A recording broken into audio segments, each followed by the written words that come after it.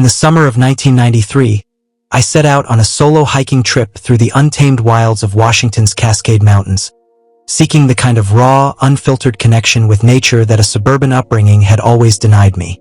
I was 22, a college student fresh off a grueling finals season, craving adventure and the chance to test my limits against the grandeur of the Pacific Northwest.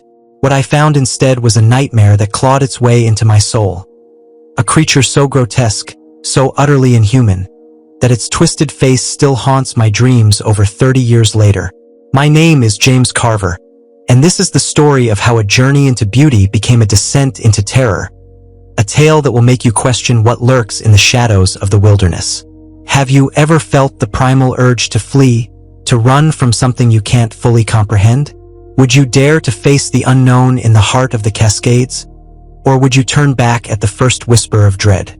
The idea of the hike had been brewing for months, born in the stale air of my campus library where I'd spent the spring of 1993 buried in textbooks, my eyes bleary from fluorescent lights and endless notes. I was a history major at a small liberal arts college in the Midwest, and the weight of finals had left me hollowed out, desperate for something real, something that would remind me I was alive. Growing up in the suburbs of Cincinnati, nature had always been a distant concept. Manicured lawns and the occasional state park were as wild as it got. But I'd read about the Cascade Mountains in Washington state, their jagged peaks and sprawling forests calling to me like a siren song. I wanted to lose myself in their vastness, to feel small against their ancient, unyielding beauty. I wasn't a complete novice. I'd backpacked in the Appalachians during a summer in high school, navigating muddy trails and sleeping under a sky pricked with stars. But the Cascades were different, grander, wilder, a place where the land itself seemed to pulse with a primal energy. My friends thought I was crazy to go alone, and my parents were even less thrilled. "It's dangerous, James," my mother had said, her voice tight with worry as she stood in the kitchen, her hands wringing a dish towel. "What if something happens to you out there?" I reassured her with the confidence of youth, promising to stick to marked trails and carry a first aid kit. "I'd be fine," I told her. "I'd be careful." Planning became my obsession. I pored over topographic maps of the North Cascades, tracing ridgelines and riverbeds with my finger, imagining the views I'd earn with each grueling mile. I read trail guides until the pages were dog-eared, learning about the best times to hike, the wildlife I might encounter, the weather patterns that could turn a sunny day into a freezing nightmare. June, I decided, would be perfect, after the snowmelt but before the summer crowds descended. I packed meticulously. A lightweight tent, a sleeping bag rated for sub-zero temperatures, a stove, freeze-dried meals, a first aid kit, and a map and compass I'd taught myself to use. My old Subaru station wagon, a hand-me-down from my dad, was loaded to the brim when I set out, the hum of the engine a steady companion on the long drive west. It took several days to reach Washington, the flat plains of the Midwest giving way to the rolling hills of the Rockies, and finally, the jagged silhouette of the Cascades rising against the horizon like the spine of some ancient beast. I arrived in a small town nestled at the foothills of the North Cascades, a place so quiet it felt like the world had forgotten it. The town was little more than a main street lined with a diner, a general store, and a motel with a flickering neon sign that buzzed in the dusk. I checked into the motel, my room smelling of stale cigarettes and pine cleaner, and lay on the lumpy bed, staring at the ceiling. Sleep wouldn't come. Excitement thrummed in my veins, a restless energy that kept me tossing and turning until the first light of dawn crept through the curtains. I was on the road by sunrise, my Subaru rattling along a winding path toward the trailhead. The air was crisp when I arrived, the scent of pine and earth sharp in my lungs as I stepped out of the car. Granite cliffs loomed above me, their peaks dusted with snow that gleamed in the morning light. I slipped on my pack, the weight settling familiarly on my shoulders, and took a deep breath. This was it, the adventure I'd been craving. The trail stretched out before me, a narrow ribbon of dirt cutting through the wilderness, and I felt a surge of exhilaration as I took my first steps into the unknown. The first few days were everything I'd hoped for. The trails were well marked, winding through landscapes so breathtaking they felt like a dream. I passed waterfalls that tumbled down cliffs in shimmering arcs, their mist catching the sunlight in fleeting rainbows. Forests of pine and fir rose around me, their branches forming a cathedral of green, the air thick with the scent of moss and damp earth. I breathed deeply, letting the wilderness fill me, each step stripping away the stress of the past semester. At night, I camped at established sites, pitching my tent on soft beds of pine needles and building small fires to warm my aching muscles. Owls hooted in the darkness beyond, their calls a haunting lullaby as I unwound, the crackle of the fire a comforting counterpoint. By the third day, I craved something more remote. The marked trails were beautiful, but I wanted to feel the true wildness of the Cascades, to venture where few others dared to go. I branched off onto less traveled paths, the forest growing denser, the terrain more rugged. My muscles burned as I climbed steep inclines, fording icy mountain streams that numbed my legs to the knee. But the payoff was worth every ache. Endless ridgeline vistas that stretched for miles, the landscape unfolding in a rumpled tapestry of green and gray. I felt insignificant in the best way, a tiny speck in the face of nature's grandeur, my worries and burdens sloughing away with each mile. The nights grew more magical the deeper I went. I'd lie on my back, watching meteor showers streak across a sky so clear it felt like I could reach up and touch the stars. I'd never felt more connected to the world, more alive, than I did in those moments. After nearly 2 weeks of hiking, I reached the high alpine region, where the air was thin and the views grew even more staggering. Late one afternoon, I crested a switchback ridge trail, my lungs burning from the climb, and stopped dead in my tracks. Before me sprawled a pristine alpine meadow, a hidden valley dotted with wildflowers, fiery Indian paintbrush, sunbursts of columbine, and purple lupins swaying in the breeze. A crystalline river burbled through the middle, catching the dipping sun in glints of gold, while snow-capped monoliths loomed in the distance like silent sentinels. I was enraptured. This was the raw, untouched beauty I'd longed for, the kind of place that made you believe in something greater than yourself. I set up camp right there, unwilling to lose a single minute of daylight. My tent went up quickly, and I built a fire ring with nearby stones, cooking a freeze-dried dinner as the setting sun cast a pink glow over the meadow. Darkness fell, and I layered up against the chill, reclining on a flat rock to gaze at the sea of stars above. Exhaustion pulled at me, and I crawled into my sleeping bag, the chill night air seeping through the nylon tent.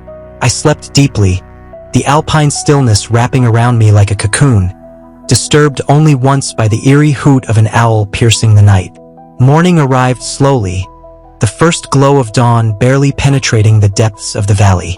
I emerged from my tent, shivering as the meadow grass crunched with frost beneath my boots.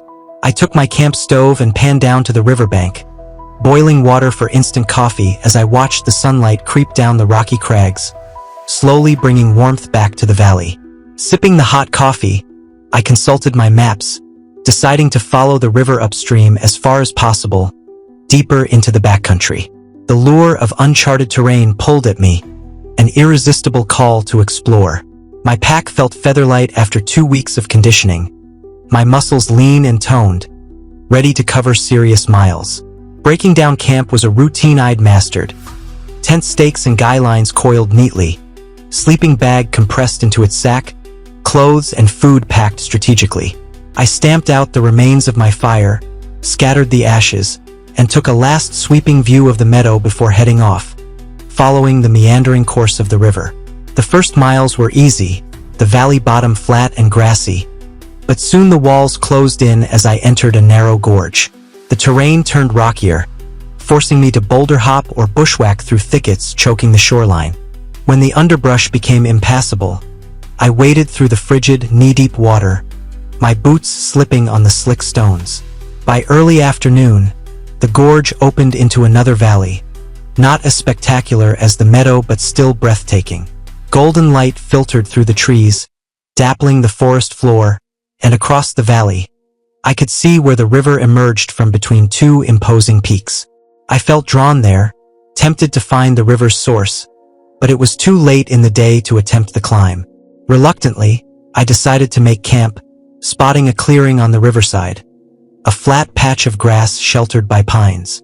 The familiar tasks soothed me as I gathered kindling and cleared the ground for my tent. Soon, I had a modest fire crackling, savoring another meal of instant rice and beans as the valley darkened. Fatigue set in, and I journaled briefly by firelight, chronicling the day's sights before dousing the flames until only glowing embers remained. Crawling into my tent, I was lulled to sleep by the soft roar of the river, dreaming of the open trail ahead, carrying me deeper into the wild unknown. I awoke with the first light of dawn, my legs restless despite the long day before. I wolfed down a breakfast of oatmeal and dried fruit, chasing it with bitter instant coffee, the familiar routine invigorating me as I packed up my gear. I was back on the path by mid-morning, picking my way along the river's edge, my pace brisk in the crisp air scented with pine resin.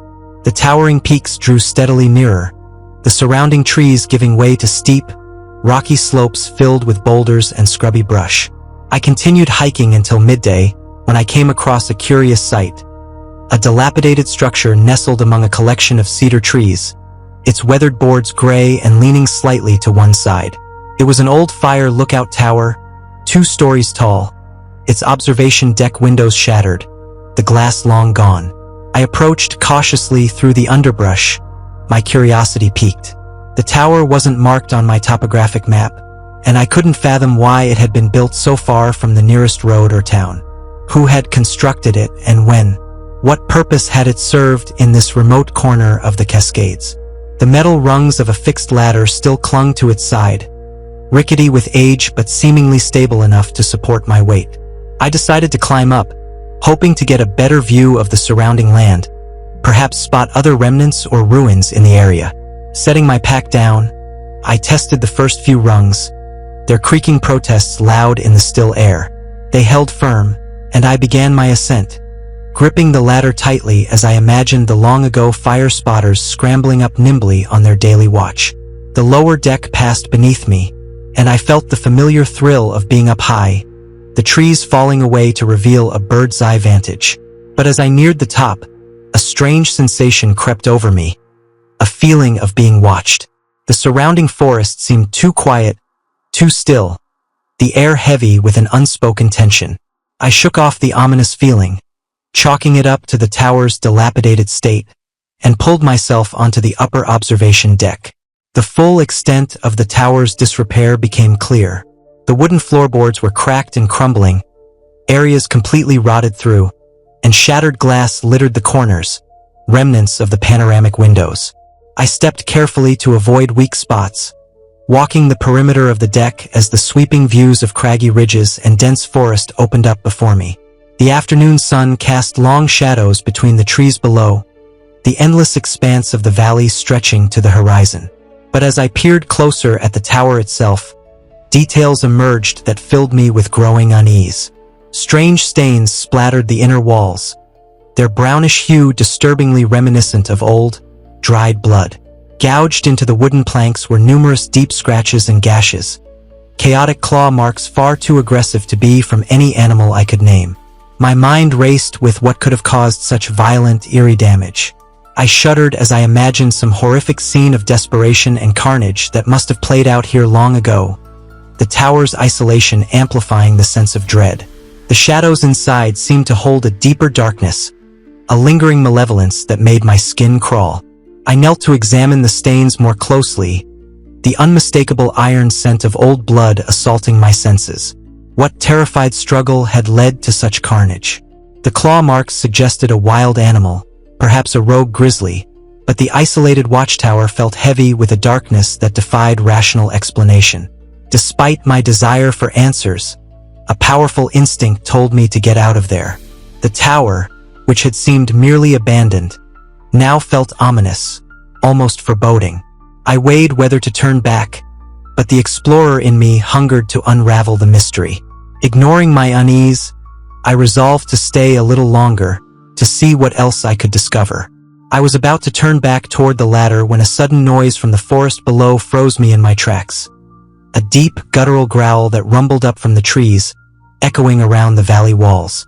The sound vibrated through my core, setting my heart racing. Gripping the window frame for balance, I desperately scanned the trees below, searching for the source.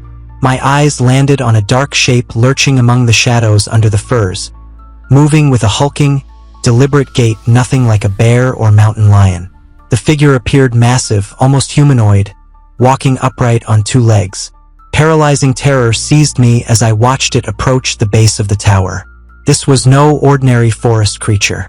It began to climb the tower's weathered ladder toward me, its movements utterly inhuman despite its human-like limb proportions. I stood frozen in fear and disbelief, my heart thundering in my ears as the nightmarish scene unfolded. The wood framing creaked under its weight, as if it could rip the tower apart. I teetered on the edge of outright hysteria, stifling an urge to scream. Some primal part of me knew that could provoke the thing to attack faster. Only halfway up the ladder, the creature's stench reached me. An awful mix of mud and decaying flesh that made me gag, my eyes watering. Still, my muscles refused to respond, refusing to flee in blind panic. The creature had now almost reached the lower observation deck, just 10 feet below me. I could hear its rattling breaths, the scrape of claws on wood. Details of its appearance came into focus through the haze of dread. Skin gray and rough like moldy bark, a muscular frame that seemed ready to burst through its filthy, tattered clothing. But its face was what seared into my mind. A hairless, twisted caricature of a human face, with sightless white orbs for eyes and a mouth of jagged, yellowing teeth. Those milky, unseeing eyes somehow conveyed a sinister intelligence, an insatiable hunger. My sanity strained to process what I was witnessing, but the putrid smell rooted me in the present. There would be no escape. I glimpsed the gnarled claws gouging into the wood of the final rung as it heaved itself onto the deck. Frantically, I scanned the platform for some means of escape, but the tower offered nowhere to hide. Rotted boards, broken glass, and feeble railings were my only surroundings. Escape meant getting past the creature blocking my path to the ladder. It towered before me, well over 7 feet tall, its powerful muscles rippling under its filthy skin. Even if I managed to dodge its gnarled grasp, its immense stride could easily catch me on the confined deck. The creature seemed to be watching me with sinister patience, stopping its approach to let me struggle with futility. It was toying with me, I realized, relishing my desperation. A deep, rumbling chuckle emanated from its cavernous chest as it herded me toward the broken window, step by step backing me toward a lethal plummet. Inching backward, I racked my mind for options. Trying to slip past and flee down the ladder would be suicide. The creature could easily grab me or knock me off the platform as I passed. I might struggle briefly, but this beast could tear me apart limb from limb once it got hold of me. My only chance of escape, I saw with gut-wrenching clarity, was to jump from this towering height. But looking out at the forest floor 40 feet below, I faltered. Surviving the fall seemed nearly as impossible as surviving the monster's attack. Either option would likely end with me dead or crippled at the base of the tower. I hesitated at the precipice, looking back at the creature as it drew within mere feet, its twisted features and foul stench nearly making me retch in fear. I closed my eyes, bracing myself as it reached for me, and leaped over the railing into the open air. For a few dizzying seconds, I was weightless, the wind roaring in my ears. I had a brief glimpse of branches rushing upward before colliding brutally with the rocky earth. Searing pain shot through my left leg and hip as I slammed down hard, tumbling over roots and underbrush. Only adrenaline allowed me to scramble to my feet, my left leg buckling under me when I tried to limp forward. Fueled by terror, I hobbled frantically toward the trees. Behind me, the monster's shrieks of rage rang out as it thundered back down the tower ladder. I made it just to the tree line before my leg gave out, and I collapsed, crawling now on elbows and one knee, dragging myself forward, weaving between the pines for cover. The creature's enraged roars shook the forest as it closed in behind me, sheer desperation driving me to keep moving. I had to get as far from the watchtower as possible before the monster recaptured my scent. Branches tore at my clothes and skin, but I barely felt the cuts and scratches, adrenaline propelling me a few more feet into the underbrush before everything went dark. When I came to, the forest was silent, my legs still blazing with pain, but the scream of panic driving me on was gone. Somehow I had found cover here. As my wits slowly returned, I dared to hope I might live to see another sunset, but I knew I had to keep moving. Gritting my teeth, I leaned on a branch and staggered deeper into the woods, one step at a time.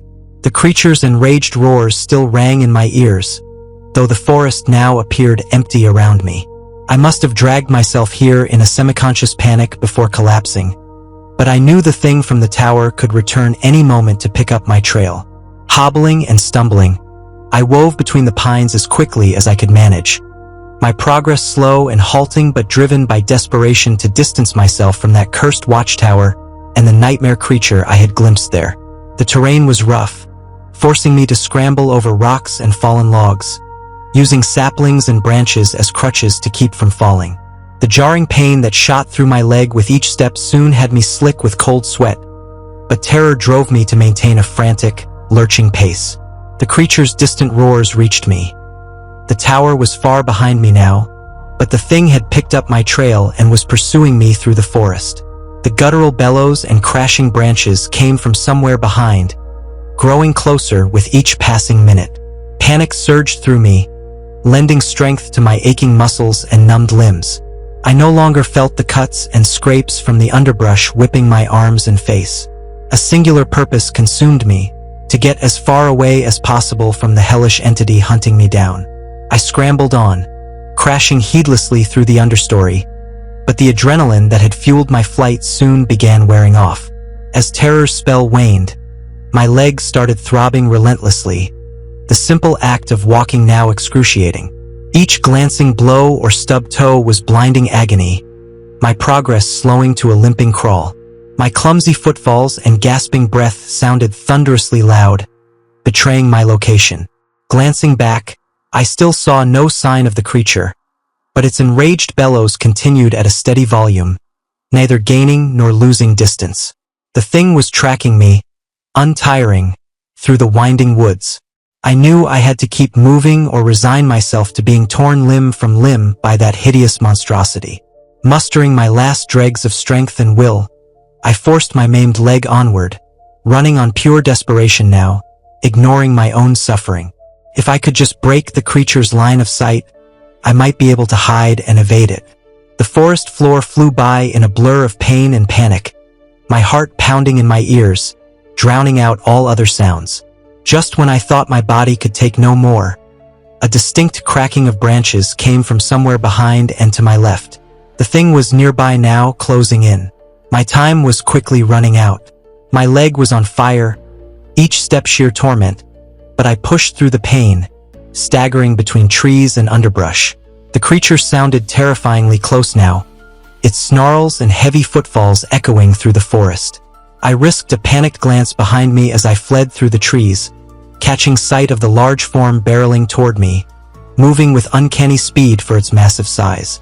It was only 100 yards back, smashing through saplings and shrubs.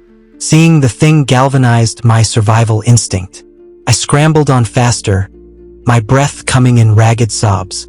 Frantically, I searched for somewhere, anywhere, to hide and break its line of sight, but the woods here offered little cover, just thin trunks and low ferns that would conceal nothing. The creature's panting breaths seemed just behind me as I dashed between the trees. Then, suddenly, I stumbled into a small clearing and saw a massive fallen oak, its trunk hollow and barrel-shaped.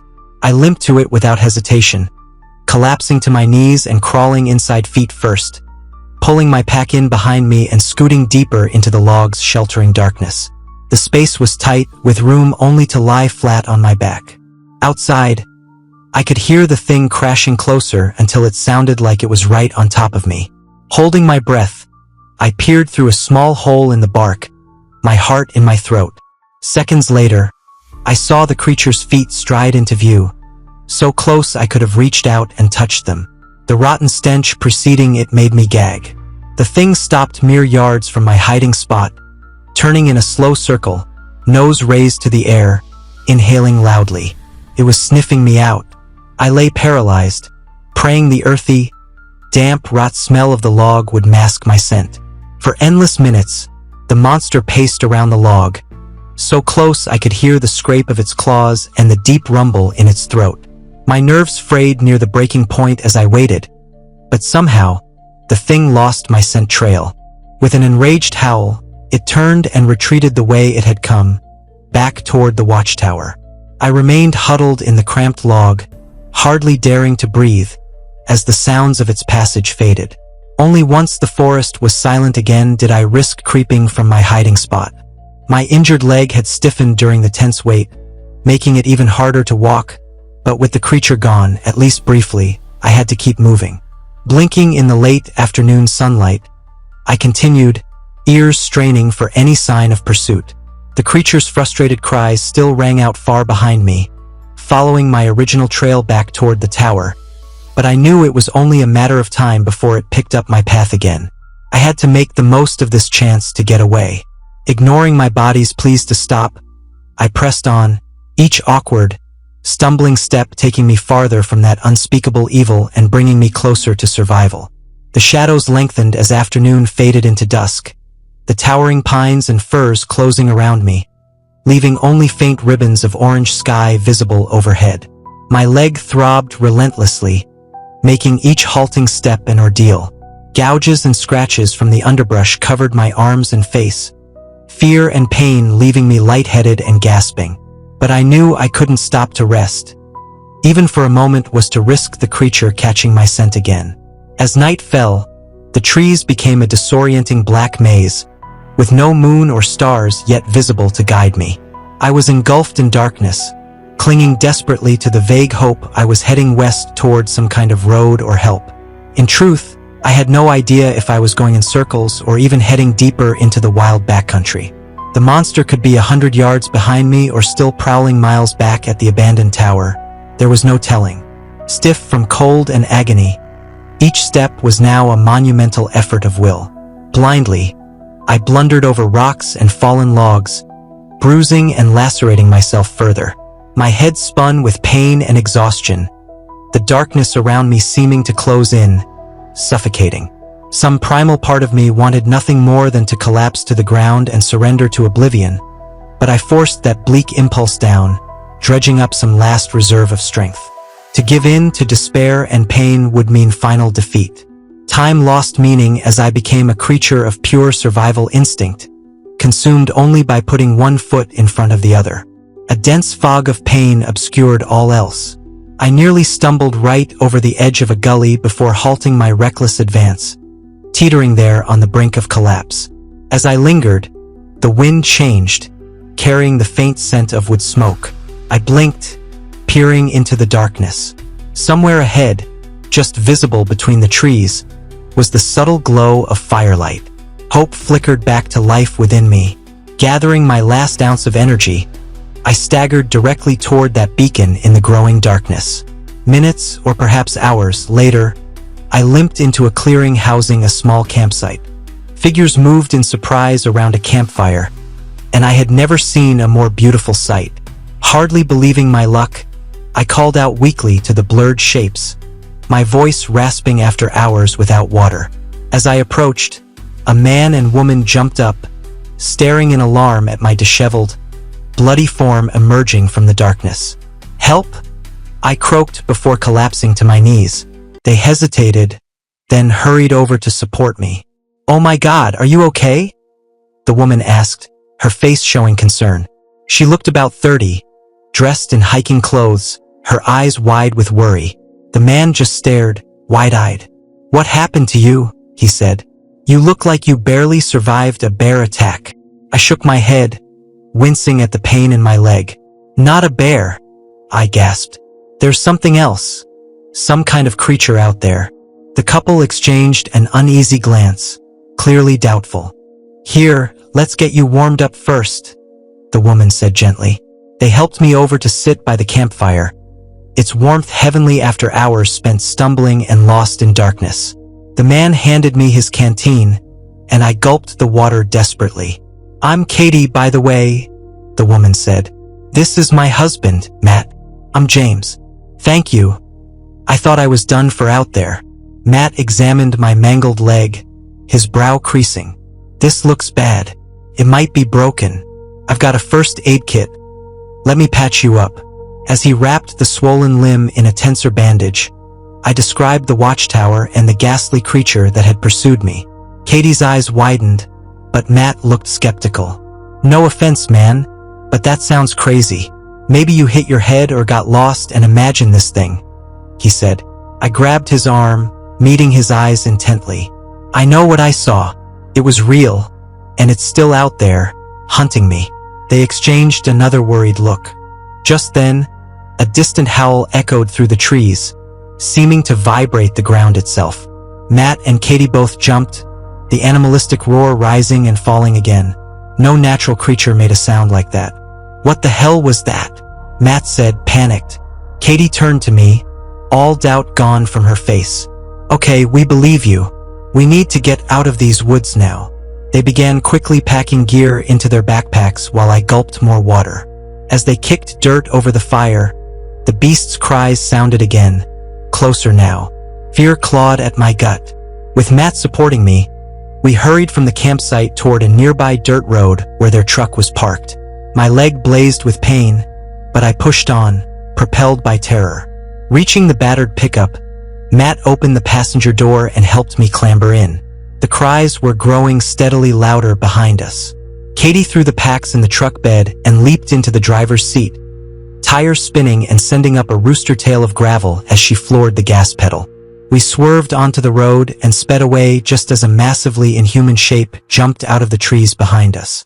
Matt and I stared wide-eyed at each other, the creature's enraged roars fading as we fled. My head swam with relief as Matt's truck bounced down the dirt road, carrying us away from the howls behind us. My body ached, and my head spun, but I felt overwhelming relief to be escaping that cursed forest. After driving in shaken silence for a while, Katie spoke up. James, where are you staying? We can take you to the nearest hospital to get checked out. I hesitated. Now that the immediate terror had passed, I just wanted to get home. I couldn't bear trying to explain everything to doctors or police. They'd think I was crazy or delusional from injury. I'd rather you just drop me at my hotel, if that's okay, I said. I need to clean up and rest. Matt and Katie exchanged a worried glance but didn't argue. We soon reached the outskirts of the small mountain town where I was staying, pulling into the motel parking lot. Matt helped me hobble to my door. Take care, man. Seriously, go see a doctor, he said. I thanked them for the rescue and collapsed onto the bed, utterly spent. My leg was swollen and packed with dirt and blood from the fall, my arms and face stinging with dozens of cuts and abrasions. But somehow, miraculously, no bones seemed broken. With great effort, I limped to the bathroom and cleaned my wounds in the shower, the cuts burning under the hot water and soap, but it felt good to wash off the forest grime. After drying off, I swallowed some painkillers and bandaged the deeper gashes. Though exhausted, I knew sleep would be impossible with my nerves still frayed. I brewed a pot of strong coffee, wanting to stay awake, and settled onto the lumpy mattress, flipping aimlessly through TV channels to distract my racing mind. But despite my efforts, horrific visions of the creature kept intruding. Its twisted face and white eyes haunted me each time I blinked. I could almost smell its fetid stench and hear its rumbling breath nearby. Somehow, I must have dozed off, because I jerked awake, crying out from another nightmare of being pursued through the dark woods. Heart pounding, I fumbled for the bedside lamp. Pale morning light filtered through the curtains. The night had passed uneventfully, though my nerves felt as raw as ever. Over the next few days, paranoia and bad dreams consumed me. I hardly slept, jumping at the smallest creak or thump from neighboring rooms. Though the creature was miles away, I couldn't shake the feeling it was coming for me, tracking my scent. I knew I should tell someone, the police, rangers, anyone, about the thing menacing the woods, but deep down I understood how absurd it would sound. They'd think the trauma and blood loss had made me imagine the whole ordeal. No one would believe such a nightmarish creature could be real. So I kept silent, staying barricaded in my room, curtains drawn.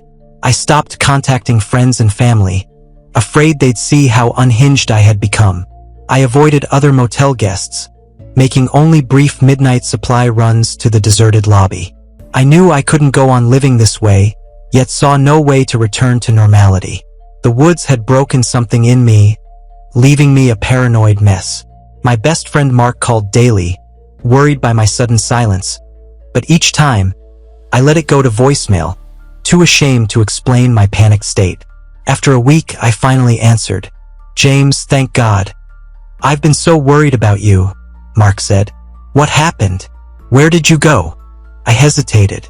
"Sorry, the hiking trip was more intense than I expected. I'm fine, just needed some rest." Mark didn't sound convinced. "Well, I'm glad you're okay, but you're clearly not fine. Talk to me, man." "Really, I'm all right," I lied. "My phone died, and then I got sick, but I'm feeling better now. Just tired." We spoke a while longer before I made an excuse to hang up, promising to call him soon. My chest ached with loneliness and shame, but I couldn't bear to tell anyone what I had experienced. My mom also called repeatedly, demanding to know why I wasn't answering. Each time, I fed her the same weak story, promising I'd visit home soon. Though doubtful, she reluctantly accepted my lies, making me swear to take care of myself. But I wasn't taking care of myself at all. I hardly ate, stopped shaving, and showered only occasionally. At night, every branch scrape on the window or creak of the floorboards shot adrenaline through my system. Sleep brought only terrors of the creature dragging me back into its lair. I knew my anxiety and seclusion weren't healthy or sustainable.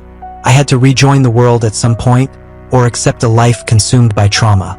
Nearly a month after my hiking trip, I finally recognized I had to get help before I self-destructed.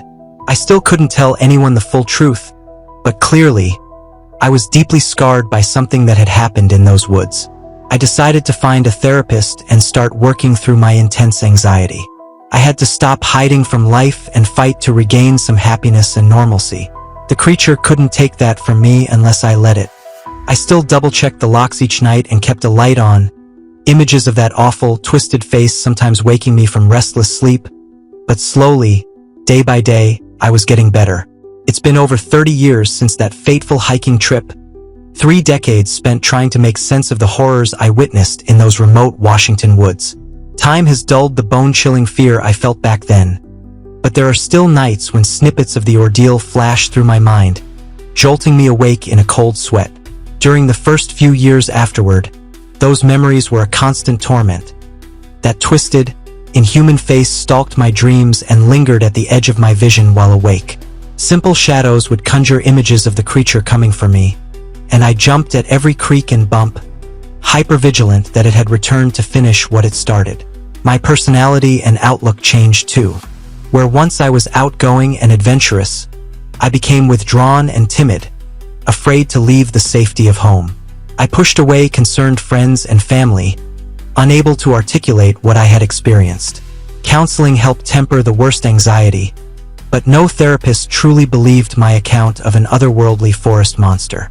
I can't blame them, it sounds absurd even to me now. For a long time, anger and shame festered in me over how that single encounter had stolen my health and happiness.